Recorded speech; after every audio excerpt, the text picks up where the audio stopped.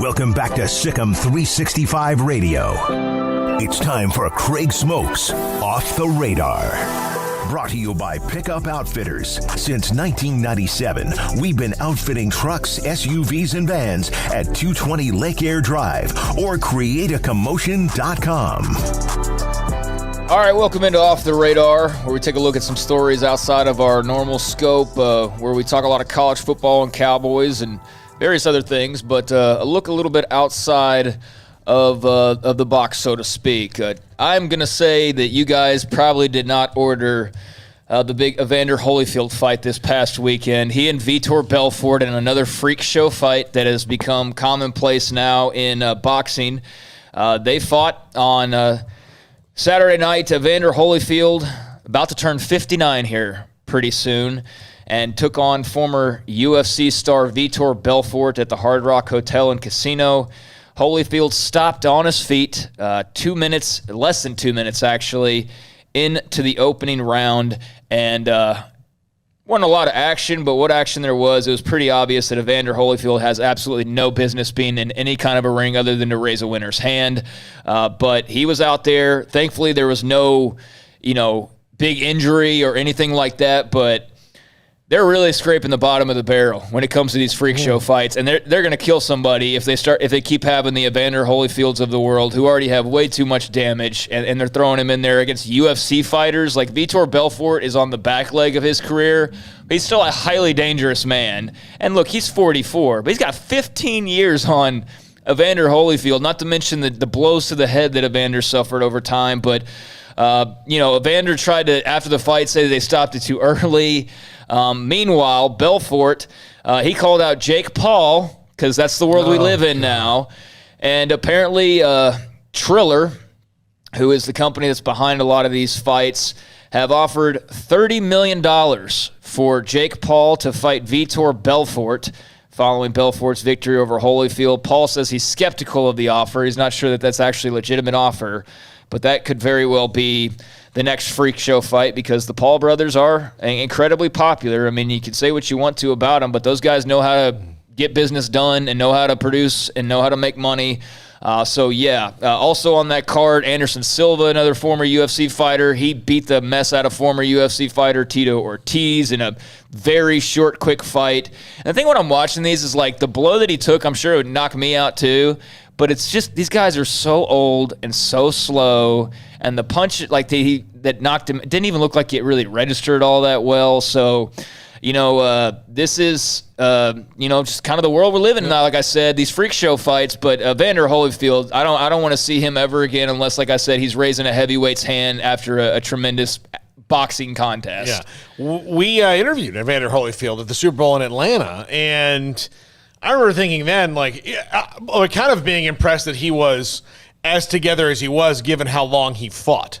But he was still. I mean, you hear Evander Holyfield talk; he's very deliberate, very slow, and it wasn't always that way. And so, I don't want to see a 59-year-old, 58-year-old guy get punched. I've said this so many times. I know it's like screaming into a forest with nobody listening.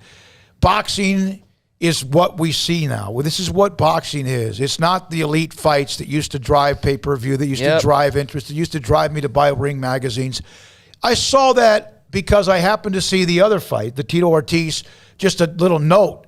And then I said, what the hell, Evander Holyfield? And sure enough, he knocked his ass out. I mean, it's basically. Yeah, he did. But, there's an audience for it, clearly. We're just not in that audience. You know why there's an audience? I think it's because of reality TV. For sure. Because of Instagram models and things like that. And that's fine. Make your money however you can. But also because boxing doesn't have depth. There's certain divisions that suck. It's always funny when I start talking to a boxing fan about something, and, the heavyweights you can kind of at least talk about right now because of the Tyson Furies and the Anthony Joshuas and those types of guys, although that's a very small club as well. It's really like 3 to 4 guys, maybe 4. But really, it's like 2 to 3. And the other, classes, boxing fans will tell you, well, there's great fights, but there's not star power. There's not recognizable names. And that was something the UFC had to build over time. But boxing, I don't know how they build that at this point, because I don't know. It's just, if I'm a boxing fan, or I'm kind of a tangential boxing fan, or I like it, and I watch a great fight, and somebody says, okay, what's the next boxing fight?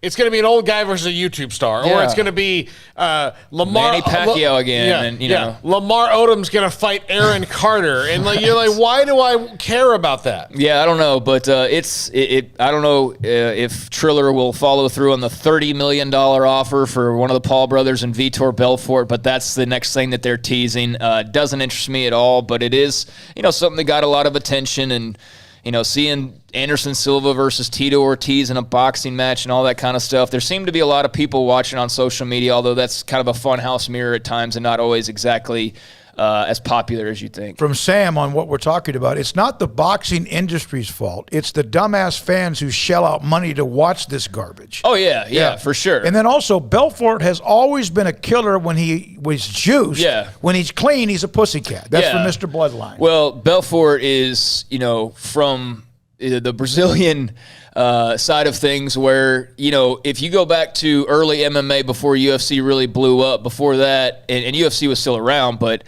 it hadn't really exploded, and you had Pride, and you had K1, and you go back and you look at especially at those old Pride fights where they had guys like Vanderlei Silva and many others that were competing. They were juiced to the absolute gills. The Japanese promoters wanted them juiced to the absolute gills because what's a bigger freak show than these freaks that are even freakier than normal? Yeah. And so they were all roided up. I mean, Vanderlei Silva, dude, I mean, it was unbelievable. And they used to fight like that, and it was super popular, not popular enough to last, but yeah, I'm not necessarily blaming boxing. I'm just saying there's not a lot of headliners anymore. You got your Errol Spences, and you got your couple of heavyweights, but yeah, you're right. It's a lot of dumbass people that are paying for it and are interested in it. I'm just not one of those people anymore. Okay, I don't want you to lose all the rest of your stories. No, it's fine. Let's go. All right, Monday Night Football, huge ratings, 7.4 million total viewers, a 1.7 in the demo.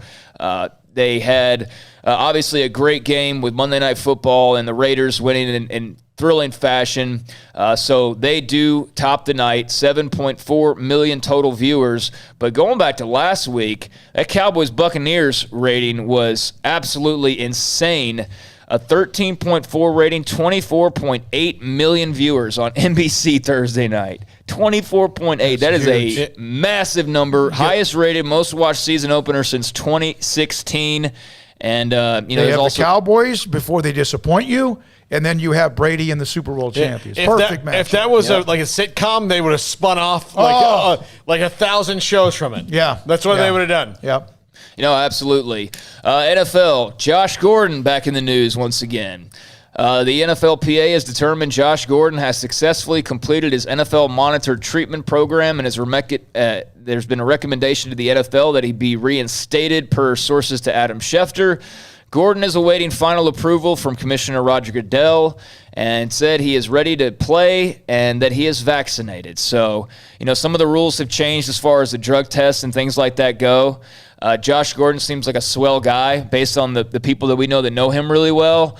But, man, I'm tired of seeing this as a yearly story for the last decade because that's what it's felt like. Is for the last decade we've been talking about Josh Gordon and whether or not he's eligible to play, and most of the time he hasn't been eligible to play. But now, for like the 15th time in the last 5 years, he is eligible once again. So Josh Gordon coming to a city near you potentially. Yeah, I'm surely understand forgiveness. I understand opportunities, second, third, whatever chances. And all of us need that at some points in our lives for whatever reason. But man, honestly, eventually, is there not after 8 or 9 or 12 of these, no matter what you've done to save his career, and he must be a great person. And that's what you hear. What you said, Spencer Drango said he's an absolutely incredible teammate. But eventually, Kyle, Randy Gregory was right on the tip of the iceberg, and it seemed like, for now, he's okay.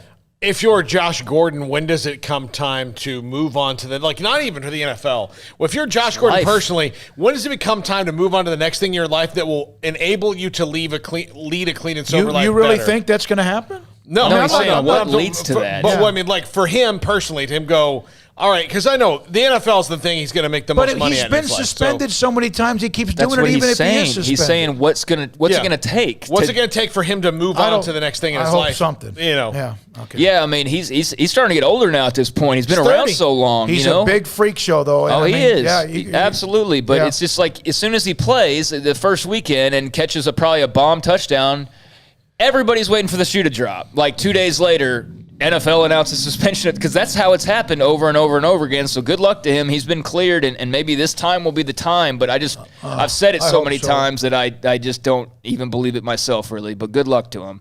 This is a weird story. The Athletic had this. Alcorn State had to cancel practice on Monday and Tuesday due to a lack of available trainers. They're playing South Alabama on Saturday, and they might not have a practice the entire week because coaches are concerned about the safety of players. Program sources told The Athletic, and Fred McNair, their head coach, also talked about it on his radio show. They're blaming the athletic department and the administration of the athletic department. They have no full-time athletic trainer. They're only part-time contracted trainers, and they're unavailable due to COVID-19. So as a result of that shortage, Alcorn State's not practicing the last couple days and may not practice at all ahead of their game coming up this weekend, which seems like a little bit of a slippery slope to walk, but that's something that is a little bit out of the ordinary for sure. Also, I think you mentioned this last week, but maybe not.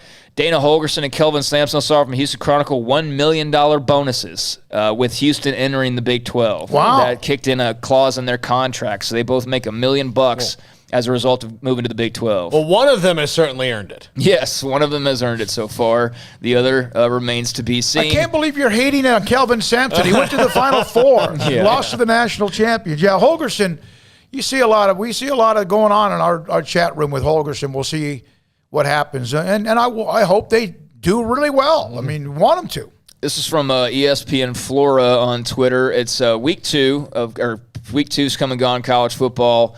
There have already been 3 games that have surpassed the 7.5 million viewer mark. Last year, it took 11 weeks. It took 11 weeks in 2019 for 3 games to average at least 7.5 million viewers. So only 2 weeks in, they're already hitting that mark as opposed to 11 weeks 2 years ago. So it seems like ratings are back for a lot of sports, are starting to be back to their normal levels. And a final note for you, something to keep an eye on. The NFL Sunday Ticket looks to be on the move. And Disney-owned ESPN said that they've had talks to acquire the rights. There's also a lot of talk about potentially Amazon or potentially another outlet as well. But Sunday Ticket has long been established as something you got to have satellite for, which kind of does seem kind of archaic nowadays, doesn't it? To have something like that just seems like it belongs on an app somewhere. Well, it could very well be happening. And although just mentioned NBC or ESPN, as a front runner, Amazon's now appearing to be in the lead for this thing and could pay the NFL up to $2.5 billion to stream Sunday Ticket games on the Amazon platform. So they look like they might be the next ones to grab that away from DirecTV, and that would make it a lot more accessible for a lot more people. But right now, Amazon and Sunday Ticket could be the way we see it going in the future. Well, DirecTV, when they got bought by AT&T, I kept waiting for this shoe to drop, and I've been a DirecTV subscriber for a long time, mostly because of the availability of sports like this. Is why I get it, and I mean, if it goes, I have to look at what my... Isn't it available on cable now? Is DirecTV available? No. Well, they have... I'm not DirecTV. The NFL Sunday ticket on like Spectrum or what? No. You have the Red Zone. That's you get the Red Zone, which again... And that's extra. The Red Zone, though... is a lot cheaper than the Sunday Ticket for the whole year and almost renders it useless for a lot of people because you're not going to flip around a lot of games. So I don't know what'll happen. For me personally, but I do think that a cafeteria plan with the Sunday Ticket makes sense now in our modern era of streaming, and not having to buy a satellite dish to watch it really makes sense. All right. Yeah, I mean, I got the Amazon app. I got just 2 buttons, and boom, there's Sunday Ticket, as opposed to having a thing on my roof and all that kind of jazz. But yeah, it looks like Amazon's in the lead, although there was talk about perhaps some others getting involved. But not sure anybody else will pony up $2.5 billion for Sunday Ticket. So there's a few things that are off the radar. Thank you, Craig. Here, one note. How about the story of the U.S. Open? Emma Raducanu, I think that's how you say her name. There was a qualifier. Goes through the qualifying to win the U.S. Open. And the U.S. Open had a lot of storylines. Serena obviously not a part of it. Osaka got knocked out early, but that young lady went through the qualifying. And the reason I brought that up is because somebody on the YouTube chat room said you better bring it up. So I brought that up for you. All right, from Sam Kim again. Amazon is the head honcho of the modern robber barons. Yeah, for sure. No doubt. All right, when we come back,